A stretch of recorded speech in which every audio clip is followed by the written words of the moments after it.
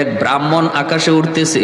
আব্দুল কাদের জিলানী কয় এটা তার মেসমেরিজম, এটা তার সাধনা আর কিছু না, এটা কেরামতি না।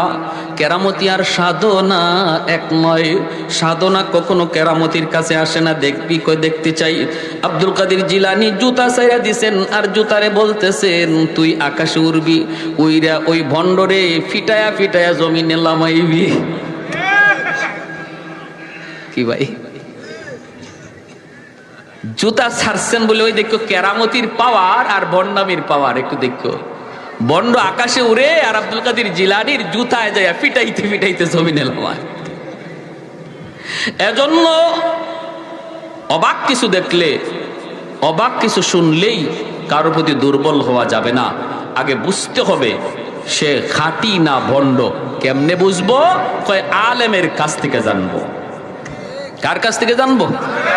নিজে নিজে না, আলেমের কাছ থেকে, উলামায়ে কেরামের কাছ থেকে। আলাইকুম বিমুজালাসাতিল উলামা ওয়া ইস্তিমাই কালামিল হুকামা فإن الله تعالى يحيي القلب الميت بنور الحكمة كما يحيي الأرض الميتة بوابل المطر। নবী বলেন শেষ জামানায় ইমানের ডাকাত, বহুরূপী ইমানের ডাকাত তোমার পিছনে পিছনে ঘুরবে। তোমার লেবাস পরে পরে ইমানের ডাকাত তোমার পিছনে ঘুরবে। তোমার আত্মীয় সেজে ইমানের ডাকাত তোমার পিছনে ঘুরবে। কারণ একজন মুমিনের সবচেয়ে বড় দৌলত হলো দৌলতে ইমান। ওই দৌলতে ইমান যদি তোমার বাঁচাইতে হয়, নবী বলেন একা একা হাঁটবা না, নিজেরে পণ্ডিত মনে করবা না। আমার কাছে বাংলা কোরআন শরীফ আছে, আমার কাছে বাংলা হাদিস আছে, আমি কেন ইমাম সাহেবের কাছে যাব, আমি কেন হুজুরের কাছে যাব, এমনটা মনে করে একা একা হাঁটবা না, নিজেরে পণ্ডিত মনে করবা না।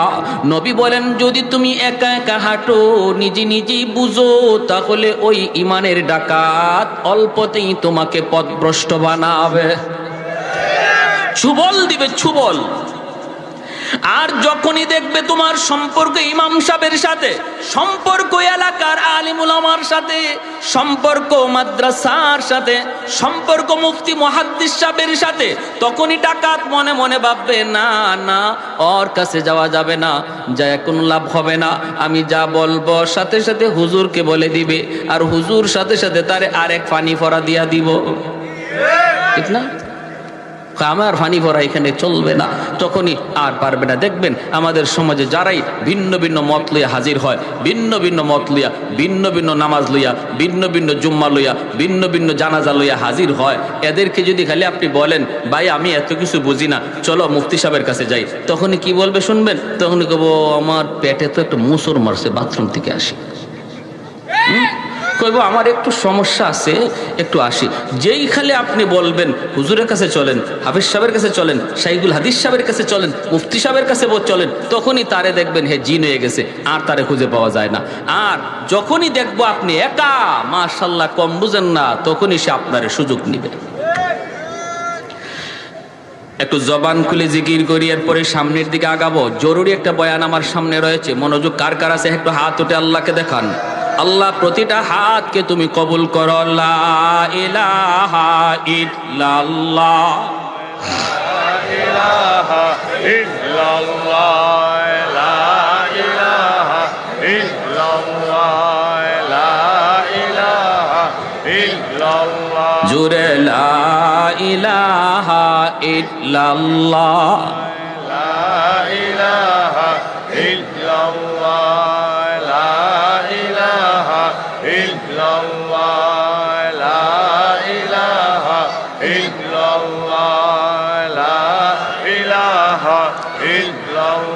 লা ইলাহা ইল্লাল্লাহু মুহাম্মাদুর রাসূলুল্লাহ। একটু জোরে সুরে বলি সাল্লাল্লাহু আলাইহি ওয়াসাল্লাম। আল্লাহ পাক বলেন বন্ধু আপনি জানায় দিন যারা আমি আল্লাহকে পেতে চায় তারা যেন আপনার অনুসরণ করে, আপনার তাবেদারি করে। যদি ওরা আপনার অনুসরণ করেই জীবনটারে চালায়, তখন আমাকে তালাশ করে বের করা লাগবে না, বরং আমি আল্লাহ তারে তালাশ করে বের করে নিব। প্রসঙ্গ চলছে মহব্বতের। আল্লাহ কথা বলছেন ইত্তেবার, ভালো করে শুনবেন। উলামায়ে কেরাম যারা আছেন তারা বুঝতেছেন, আপনারাও একটু বুঝবেন। কথাটা হলো, বন্ধু তুমি বলে দাও তারা যদি আমি আল্লাহকে ভালোবাসতে চায়, তারা যেন তুমি নবীকে ভালোবাসে। কথাটা এমন হওয়ার কথা ছিল, কিন্তু আল্লাহ পাক এমন বলেন নাই। আল্লাহ বলছেন তারা যেন তোমার অনুসরণ করি, তোমার তাবেদারি করে। কেন এই মহব্বতের প্রসঙ্গ আল্লাহ বাদ দিয়া ইত্তেবায় নিয়ে গেলেন?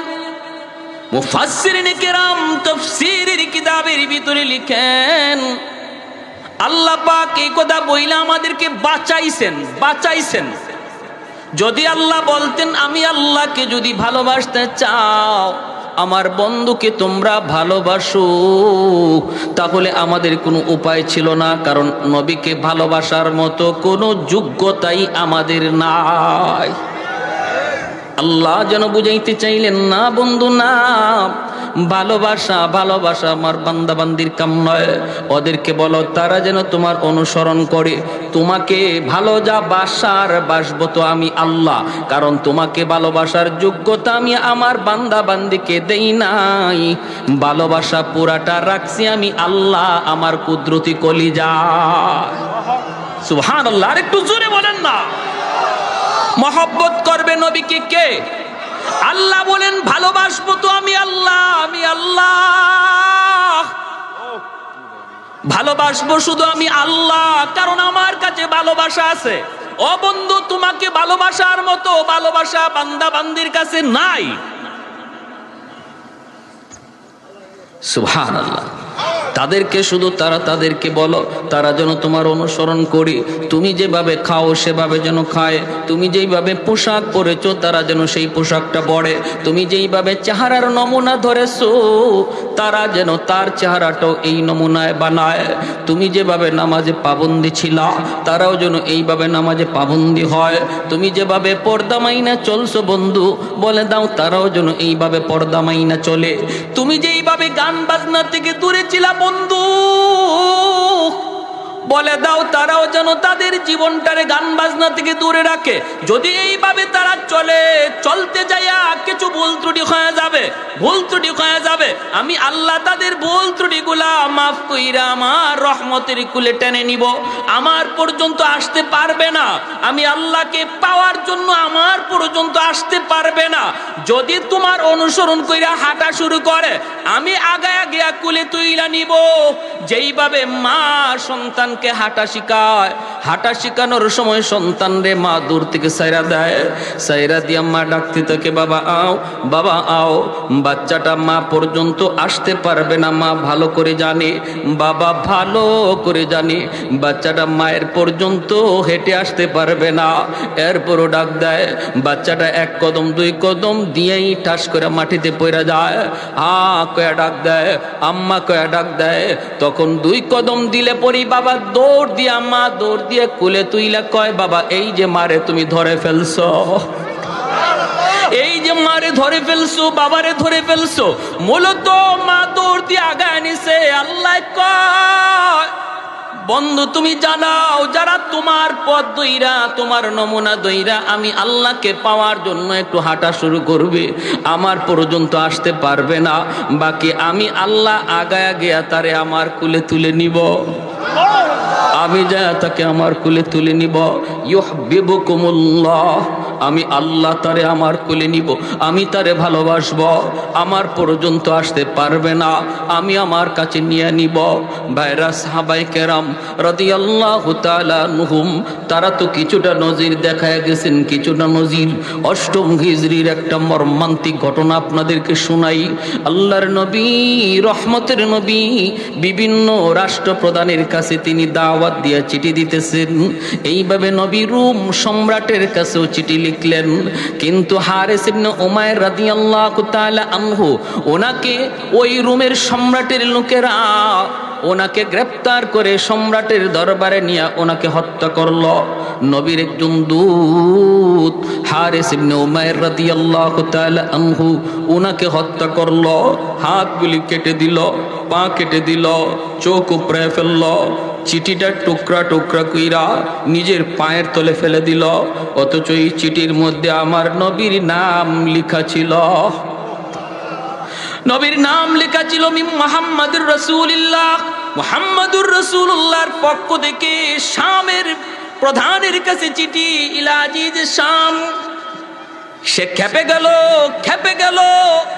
2 দিনের মুহাম্মদ মাত্র মদিনার রাষ্ট্রনায়ক, এখনই আমার নামের আগে তার নাম, নবীর নাম তার নামের আগে এটা সহ্য করতে পারল না। সাথে সাথে চিঠিটা ছিঁড়ে নিজের পায়ের নিচে ফেলে দিল। আর নবীর সাহাবী হযরত হারিস ইবনে উমাইর রাদিয়াল্লাহু তাআলা আনহুকে হত্যা করলো, হাত পা গুলি কেটে দিল। আল্লাহর নবী রহমতের নবীর কাছে এই খবর যেই মাত্র নবীর দরবারে আসলো, আমার নবী সইতে পারেন না।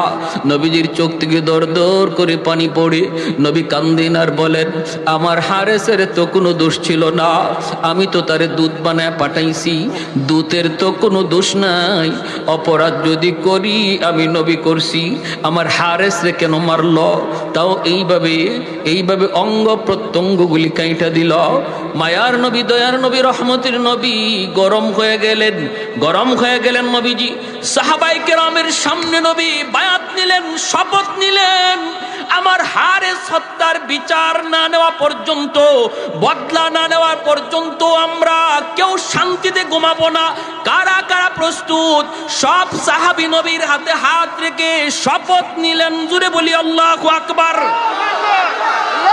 তাহলে কি বোঝা যায়? ইসলামে খালি নরম না গরমও আছে? আমার নবী গরম হয়ে গেলেন। আল্লাহ বলেন ইসলাম হলো নরমের জায়গায় নরম, গরমের জায়গায় গরম।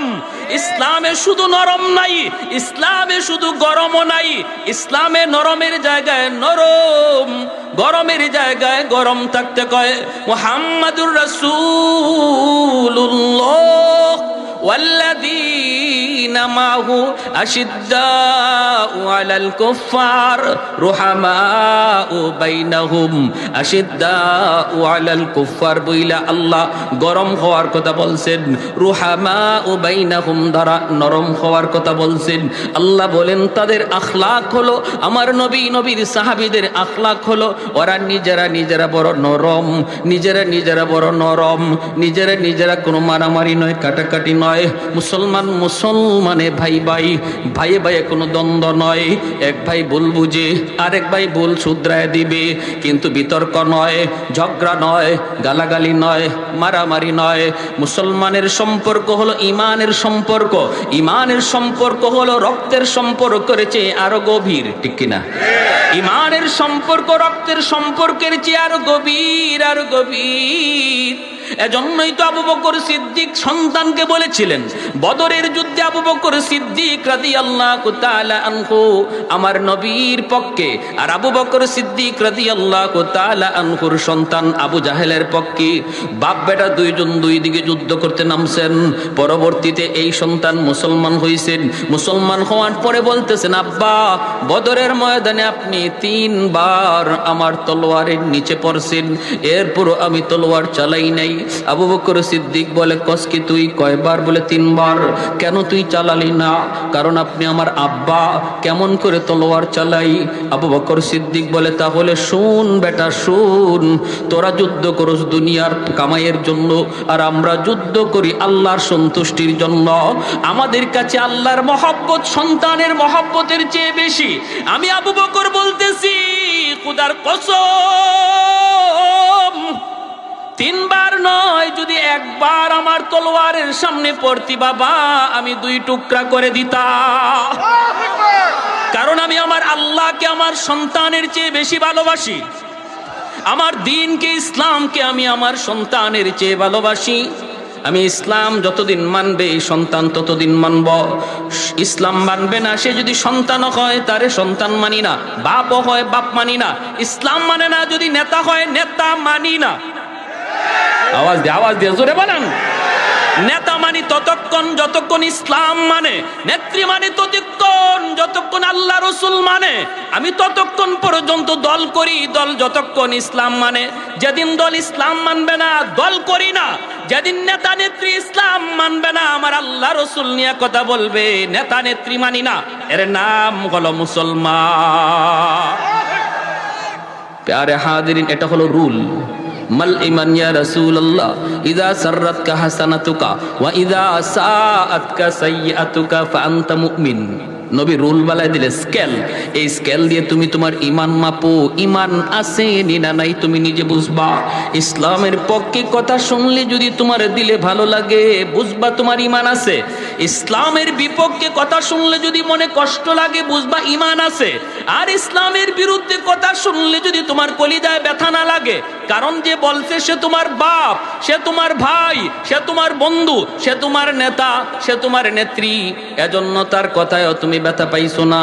অথচ কথাটা আমার নবীরে হিট দিয়া কইছে, আমার আল্লাহরে হিট দিয়া কইছে, তারপরও তুমি তোমার অন্তরে ব্যথা লাগলো না। বুঝতে হবে কপালে নামাজ পড়া তুমি দাগ ফালাইতে পারো, কিন্তু আমার নবীর স্কেল বলে তোমার ঈমান নাই, ঈমান না। বছরে বছরে হজ করো, কোনো অসুবিধা নেই। দল বড় না ইসলাম বড়? আওয়াজ আসতে কোন জোরে কোন না কেন? দল বড় না ইসলাম বড়? আমরা কেউ কি কথা বলি, আল্লাহ আমার মরণ যেন যেই দল করি দলের উপরে হয়? কেউ কথা কয় বিএনপির, কেউ কথা বলে আল্লাহ বিএনপি করতে করতে যেন মরি, আল্লাহ আওয়ামী লীগ করতে করতে যেন আওয়ামী লীগ নাম লইতে লইতে যেন মরি। এই কথা কেউ বলে কি? আল্লাহ মরণ যেন আমার ইমানের হালে হয়, ঠিক কিনা? তাহলে বোঝা গেল দল বড় না ঈমান বড়? নেতা নেত্রী বলো না ইসলাম বড়? এর নাম হলো ঈমান, এর নাম হলো। যদি এই ঈমান নিয়ে তুমি যাইতে পারো রে যুবক, ত্রুটি তোমার থাকলেও নবী শাফাতের জন্য রেডি। এতটুকু নির্ভেজাল ঈমান নিয়ে যদি যাইতে পারো রে যুবক, আমার নবী তোমার শাফাতের জন্য রেডি। বেজাল কিছু নিয়ে যায় না। বাইরা বন্ধুরা জন্য বলতেছিলাম, ওই যে হারিস ইবনে উমাইর রাদিয়াল্লাহু তাআলা আনহু, মায়ার নবী খেপে গেলেন। নরম নবী, এত নরম দিলের নবী খেপে গেলেন। নবী খেপে বলতেছেন, সাহাবীরা হাতে হাত রেখে শপথ নাও। সব সাহাবী শপথ নিলেন। আল্লাহর নবী বলতেছেন, শুনেছি ওরা 2 লক্ষ মদিনা আক্রমণের জন্য আসতেছে। আমি 3000 সেনাবাহিনী প্রস্তুত করলাম। 3000-এর মধ্যে নবী বলেন 4 জন সেনাপতির নাম ঘোষণা করব, 3 জনের নাম বলবো, 4র্থ জনের নাম বলবো না। এই 4 জন, যে 3 জনের নাম বলবো, এই 3 জন অবশ্যই যুদ্ধে যাবে, আর বাকিরা মন চাইলে যাইও, না চাইলে আমার বাধা নাই। তবে আমি নবী বলতেছি, আমার আল্লাহ বলেছেন এই যুদ্ধে দুশমন 2 লাখ হলেও মুসলমানের বিজয় হবে। ভাইরা বন্ধুরা, আল্লাহ নবী বলেন আজকের যুদ্ধের প্রথম সেনাপতি হবে আমার কলিজার টুকরা সন্তান, নবীজির সন্তান, পালক পুত্র সন্তান যায়েদ ইবনে হারেসা। আমার নবী দয়ার নবীর পালক পুত্র যায়েদ ইবনে হারেসা নবীজি এই যুদ্ধে সেনাপতি, প্রথম সেনাপতি বানাইলেন। যুদ্ধের নাম হলো জঙ্গে মুতা। ইসলামের ইতিহাসের অনেক বড় এক যুদ্ধ, অনেক বড় এক যুদ্ধ। নবী বলেন, সাহাবীরা রে, আমি তোমাদের সাথে এই যুদ্ধে যেতে পারবো না। আমি মদিনায় থেকে গেলাম, কারণ বিভিন্ন রাষ্ট্রপ্রধানের কাছে চিঠি লিখছি, চিঠি লিখতে হবে, উত্তর আসবে, উত্তর দিতে হবে। আমি তোমাদের সাথে এই যুদ্ধে যেতে পারলাম না। তোমরা যুদ্ধে যাবা, কিন্তু আমি নবী না গেলেও আমার মন দিল তোমাদের সাথে। দেহটা থাকবে মদিনার মসজিদে, দিলটা থাকবে তোমাদের সাথে। আমি মদিনার মসজিদে বসে বসে যুদ্ধের হালচাল দেখবো। আল্লাহু আকবার। মায়ার নবী, দয়ার নবী বলেন, আজকের যুদ্ধের প্রথম সেনাপতি আমার সন্তান যায়েদ ইবনে হারেসা। এই নেতা নেত্রীরা একটু ভালো করে শোনো, যারা রাজনীতি করে ভাই একটু শোনো, শোনো, দেখো নেতার আদর্শ দেখো। নেতা যুদ্ধে পাঠাইতেছে সবার আগে নিজের ছেলে, আর আমাদের দেশের নেতা ছেলেরে পড়ায় লন্ডনে আমেরিকায়, আমার পোলারে পাঠায় যুদ্ধে। কি আপনি আমার ফুলা ফান্ডে পাঠায় পিস্তল দিয়া আর রিভলভার দিয়া, আর তার ফুলারে আমেরিকা পড়ায়। আই রে বোকা, আমরা কেমন বোকা হইছি বুঝেন, কেমন ফাইছে আমরা রে বলদ। মায়ার নবী দয়ার নবী বলেন, আমার পুত্র সর্বপ্রথম সেনাপতি। আল্লাহু আকবার কর। যায়েদ ইবনে হারেসা নবী যুদ্ধে প্রথম সেনাপতি ঘোষণা করলেন। আর নবী বলেন, আমার ছেলে যায়েদ শহীদ হলে সেনাপতি হবে জাফর ইবনে আবি তালিব। নবী বলেন, জাফর শহীদ হলে সেনাপতি হবে আব্দুল্লাহ ইবনে রাওয়াহা। নবী বলেন, সেনাপতি হবে আব্দুল্লাহ ইবনে রাওয়াহা। তিনজন সেনাপতির নাম বললেন। এরপরে নবী বলেন, আব্দুল্লাহ শহীদ হলে সেনাপতি হবে চতুর্থ একজন। তোমাদের পরামর্শে আমি তার নাম বললাম না, কিন্তু তার হাতেই বিজয় আসবে। আল্লাহু আকবার। সে হবে আল্লাহর তলোয়ার, আল্লাহর তলোয়ার। নবী বলেন, সে হবে মালিকের তলোয়ার। নাম উপাধি হলো সাইফুল্লাহ। প্রথম তিনজন সেনাপতির নাম নবী ঘোষণা কইরা নবী শহীদ শব্দ লাগায় দিলেন। প্রথম সেনাপতি যায়েদ ইবনে হারেসা, শহীদ হলে জাফর ইবনে আবি তালিব, শহীদ হলে আব্দুল্লাহ ইবনে রাওয়াহা, শহীদ হলে একজন। তাহলে তিনজন শহীদ, তিনজন প্রথম সেনাপতি, তিনজন প্রথম কাতারের সেনাপতির নামের সাথে নবী শহীদ শব্দ যোগ কইরা নবী কদার ইঙ্গিত দিয়ে দিলেন, এই তিনজন আজকের যুদ্ধে তারা শহীদ হয়ে যাবে। এমনকি ওই তিনজন তারা নিজেও বুঝে ফেলছেন, নবী আমার পরে যেহেতু আরেকজন সেনাপতির নাম ঘোষণা করেছেন, তাহলে এই যুদ্ধ থেকে আমি জীবিত আইতে পারবো না, এই যুদ্ধে আমি শহীদ হয়ে যাব। আমার পরে নবী আরেকজন সেনাপতির নাম ঘোষণা করেছেন, যার পরে আরেকজন সেনাপতির নাম ঘোষণা করেছেন। তিনি বুঝে গেছেন এই যুদ্ধে তিনি শহীদ হয়ে যাবেন। এরপরে মায়ার নবী দয়ার নবী বলতেছেন, যাও পরিবারের কাছ থেকে বিদায় নিয়ে আসো। আমার নবী রহমতের নবী, মায়ার নবীও জানেন আজকের যুদ্ধে তার কলিজার টুকরা সন্তান যায়েদ ইবনে হারেসাকেও নবী চিরদিনের জন্য হারাইবে। যায়েদ ইবনে হারেসা কার কাছ থেকে বিদায় নিবে? কেউ তো নাই মদিনায়, কেউ নাই। যায়েদ ইবনে হারেসার মদিনায় আপন বলতে কেউ নাই, আছেন শুধু আমার মায়ার নবী আর একটা ছেলে, যেই ছেলের নাম হলো উসামা। বয়স হলো মাত্র 13 বৎসর। যায়েদ ইবনে হারেসার বাড়ি তো মক্কা মদিনা নয়, বাড়ি তো হলো ইয়ামেন। অতএব তার আত্মীয় স্বজন মক্কা মদিনায় কেউ ছিল না, বাপ মা কেউ মক্কা মদিনায় না। যায়েদ ইবনে হারেসার বয়স যখন 10 বছর, তখন তিনি ইয়ামেনে মার সাথে নানার বাড়িতে যাইতেছেন। ওই অবস্থায় রাস্তায় ডাকাত দলের হাতে তারা হামলার শিকার হলেন। ডাকাতেরা হামলা করে যা ছিল নিয়ে গেল, আর যায়েদ ইবনে হারেসা ছোট্ট বালকটারও তারা কিডন্যাপ করলো। ওনাকে নিয়ে তারা মক্কার উকাজ নামক বাজারে উঠাইল। তখন মানুষ বেচা কেনা হইতো, উকাজ নামক বাজারে উঠাইল, দাম ধরলো, আর ওই দাম অনুপাতে কিনলেন তাকে আম্মাজান খাদিজাতুল কুবরা রাদিয়াল্লাহু তাআলা আনহা। আম্মাজান খাদিজাতুল কুবরা রাদিয়াল্লাহু তাআলা আনহা যায়েদকে কিনে নিয়ে গেলেন।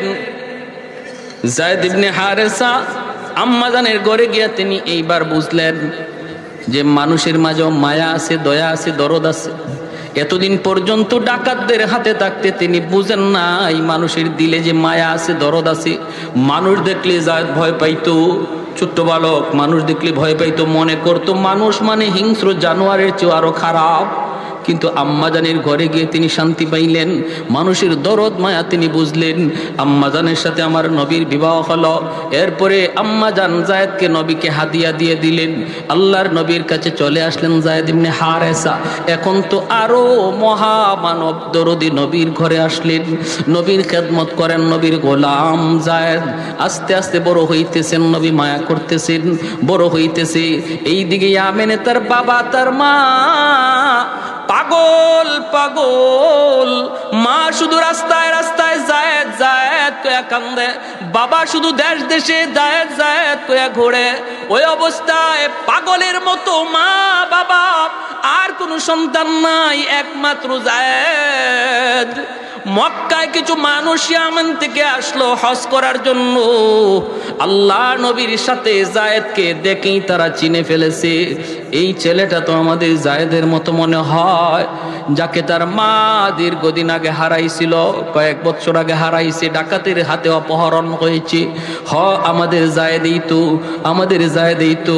ইয়ামেনের লোকগুলি তারা বাড়িতে যাওয়ার পর যায়েদের আব্বাকে যায় জানাইলো, তোমার সন্তান যায়েদকে আমরা পাইছি বলে। কোথায়? মক্কায় মুহাম্মদের কাছে। যাও তুমি মুহাম্মদের কাছে যাও, মুহাম্মদের গোলাম, মুহাম্মদের গোলাম। কিন্তু আমরা জানি মুহাম্মাদুর রাসূলুল্লাহ বড় নরম দিলের মানুষ।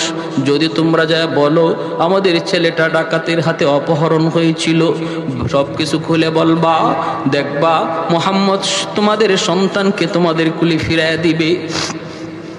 যায়েদের বাবা যায়েদের চাচাকে লইয়া মক্কায় হাজির। আমার নবী মায়ার নবী দয়ার নবীর ঘরে হাজির। আল্লাহ নবীর কাছে আইসা পরিচয় দিলেন, আমরা ইয়ামেন থেকে এসেছি। কেন? কই শুনেছি আপনার কাছে একটা ছেলে আছে, আপনার গোলাম, নাম হলো যায়েদ। মায়ার নবী বলেন, হ যায়েদ তো আমার গোলাম, তো কি হয়েছে কোন? তখনই যায়েদের বাবার চোখ থেকে টলটলায় পানি পড়ে, কারণ যেই বাবার সন্তান হারাইছে সে জানে সন্তান হারানোর ব্যথা কত কষ্টের। যেই মার সন্তান হারাইছে সেই মা জানে সন্তান হারানোর ব্যথা কত কষ্টের। মরে যাওয়াটা এত কষ্ট নয়, হারায়া যাওয়া যত কষ্ট।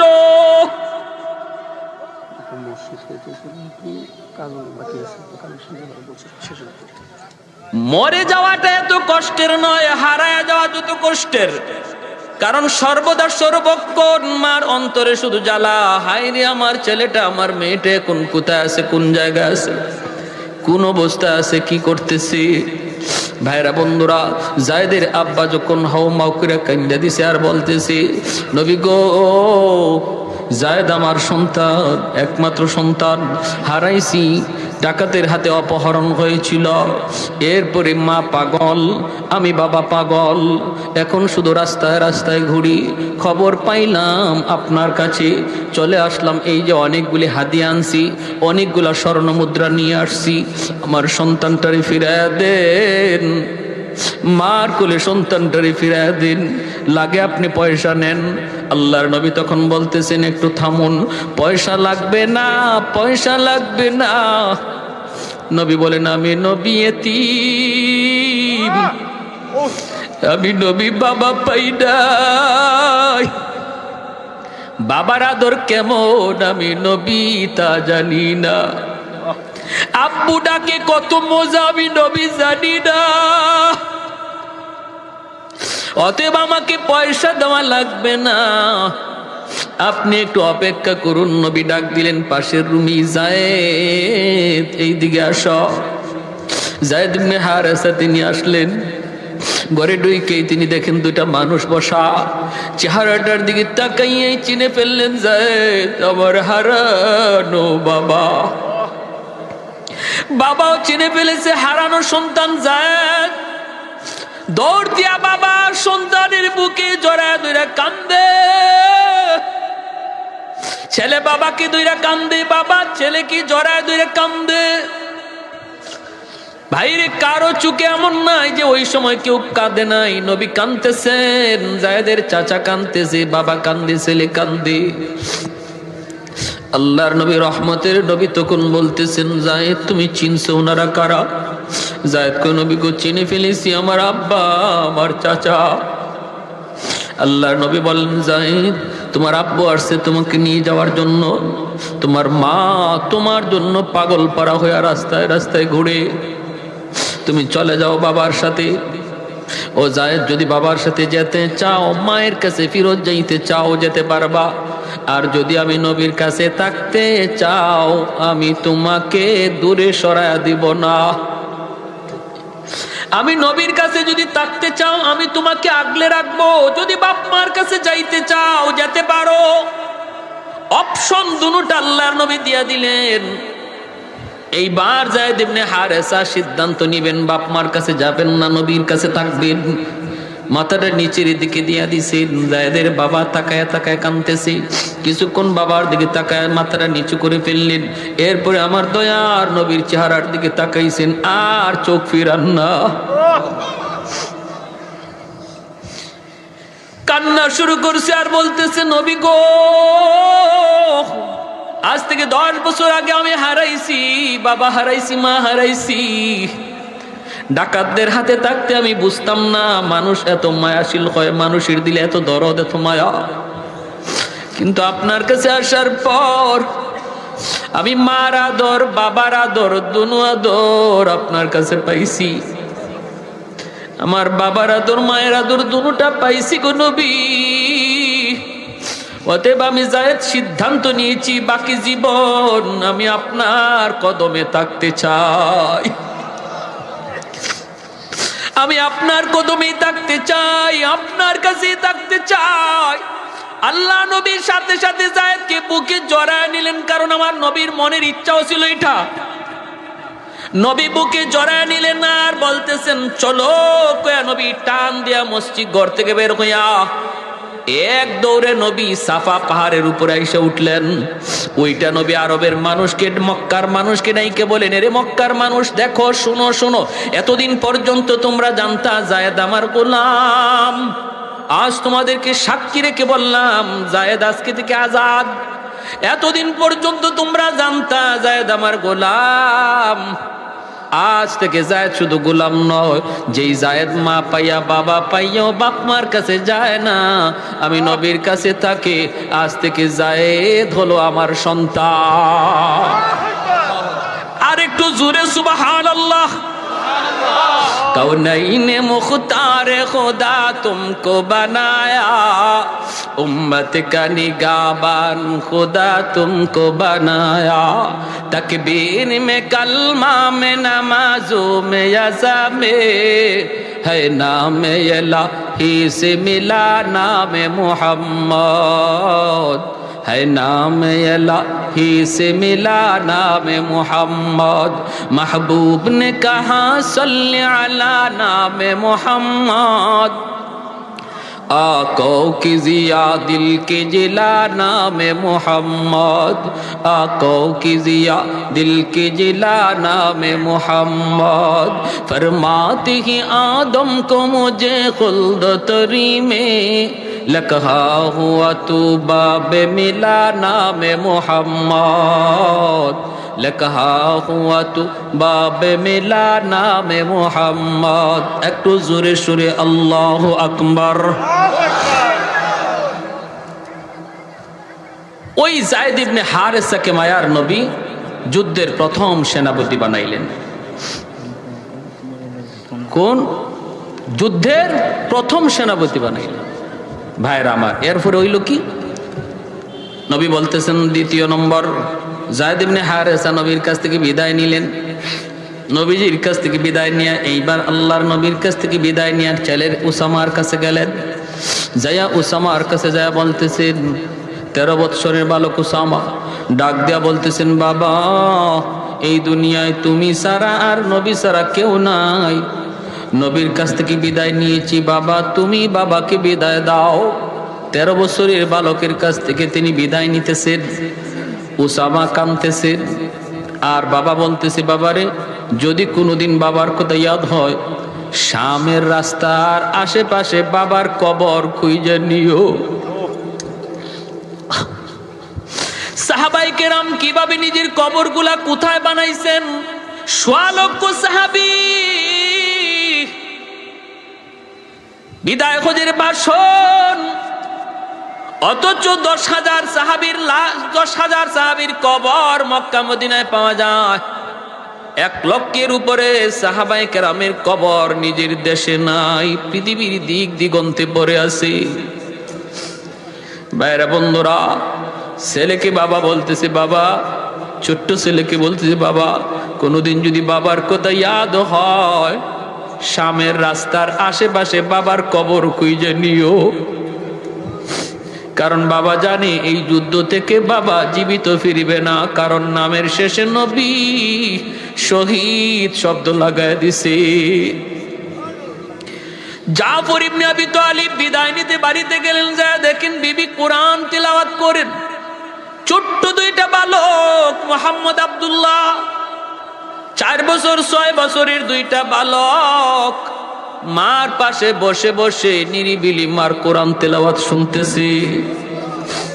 জাফর ইবনে আবি তালিব পাশে যায় দাঁড়ায় বলতেছে, বিবি গো, একটু সময়ের জন্য কোরআন তেলাওয়াত বন্ধ করো গো বিবি। বিবি বন্ধ করছে। এরপরে তিনি বলেন, বিবি, নবী আমাকে আজকের যুদ্ধের 2 নম্বর সেনাপতি ঘোষণা করেছেন। বিবি গো, বিদায় দাও, হয়তো আর কোনোদিন দেখা হবে না। আল্লাহর তৈরি জান্নাতে তোমার সাথে আল্লাহ সাক্ষাৎ করাবে।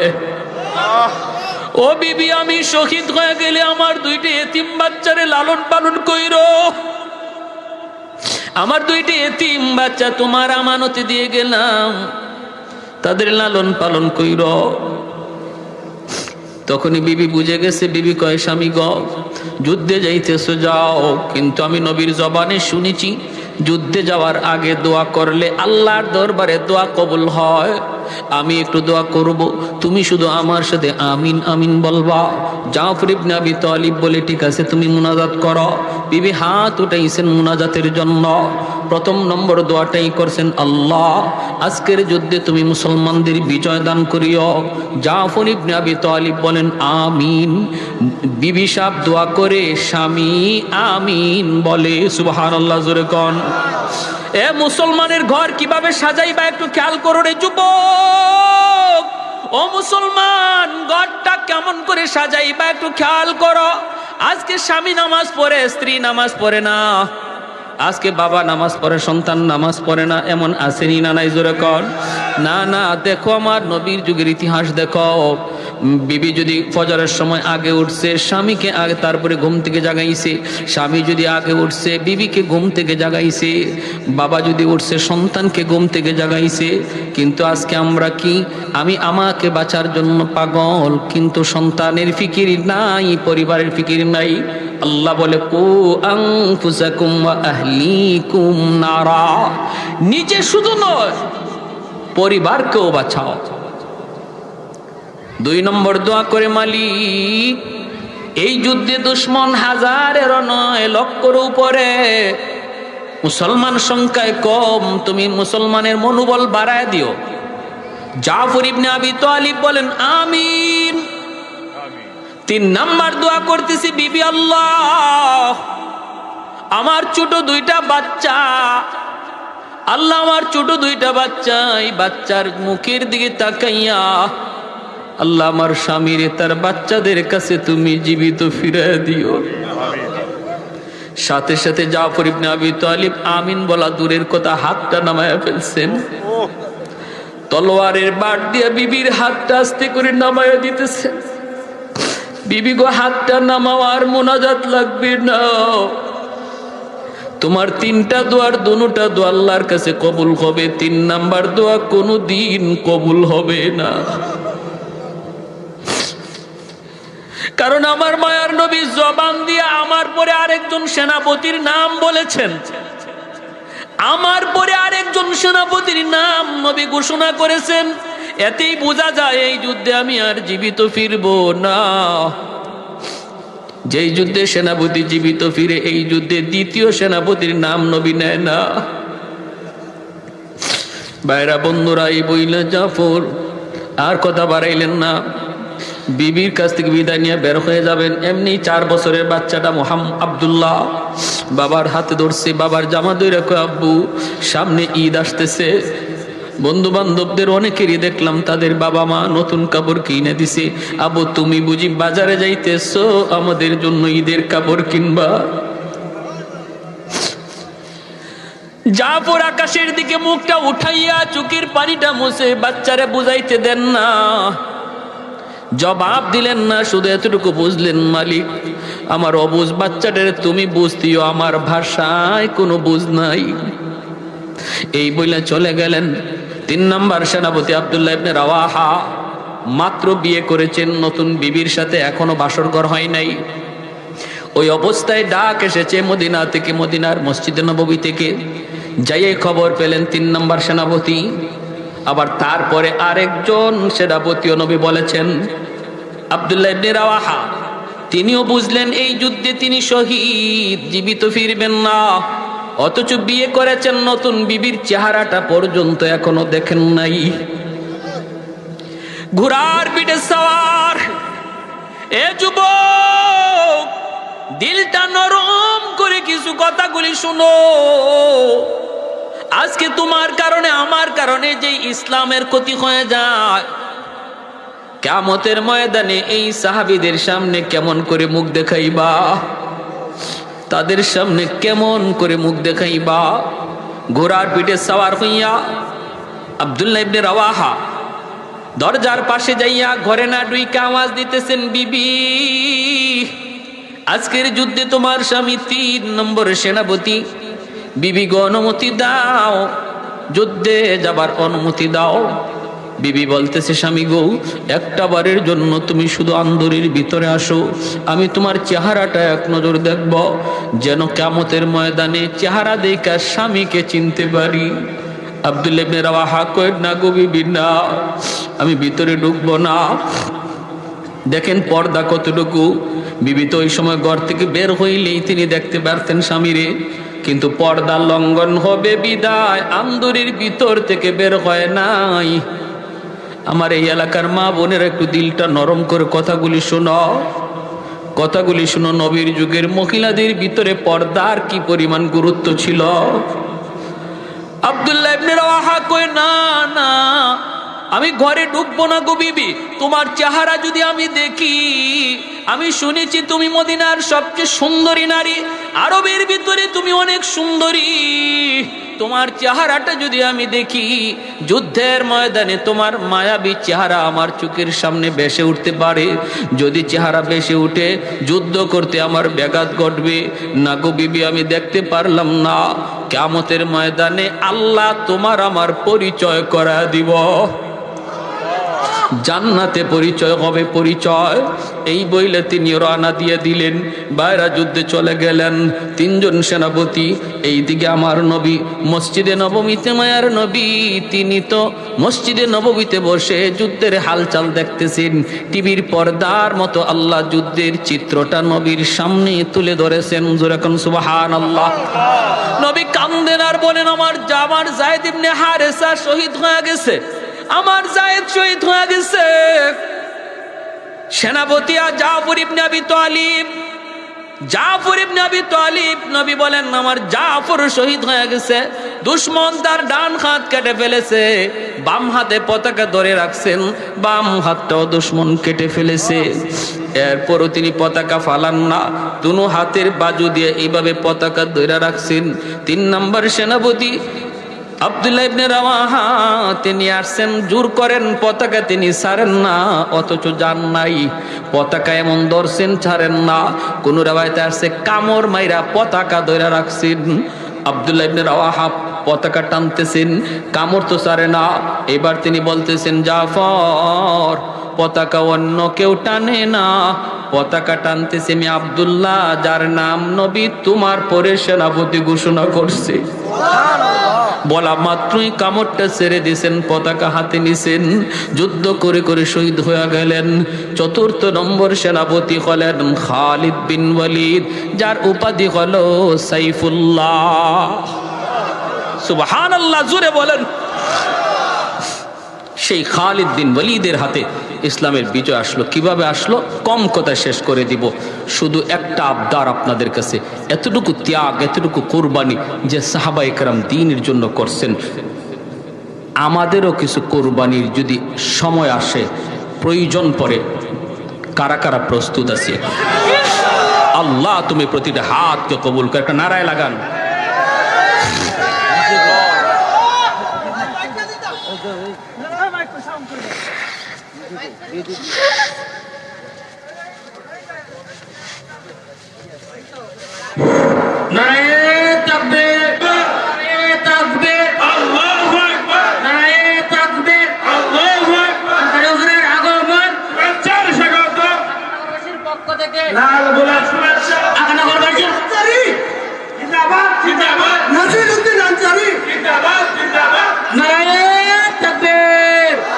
আলহামদুলিল্লাহ। আমার ভাইরা ভালো করে শুনেন, রাখেন, আমি বলতেছি শুনেন, ভালো করে শুনেন।